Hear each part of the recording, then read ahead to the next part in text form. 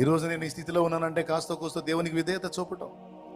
నా తండ్రి తన బలమైన బాహు చాపి అల్పుణ్ణి అల్పురాలైన నన్ను ఆయన ఎత్తిపట్టాడు. ఈరోజు పట్టడన్నం తింటున్నాను, సమాజంలో కాస్త గౌరవనీయంగా ఉన్నాను, ఒక మంచి గుడ్డ కట్టాను. ఈరోజు నా పిల్లలు నేను క్షేమంగా ఉన్నాను. నా దేవుని కృప. కాస్త కూస్తో నా దేవుని మాటలు వెతకటం, నా దేవుని సన్నిధి వెతకటం, నా దేవుని పాదాలు పట్టుకోవటం నాకు ధన్యత. కొంచెం విధేయత చూపితేనే ఇంత ఆశీర్వదించబడ్డానే. నేను పూర్తి విధేయత చూపితే నా తండ్రి నన్ను ఇంకా ఆశీర్వాద కారణంగా చేస్తాడు కదా.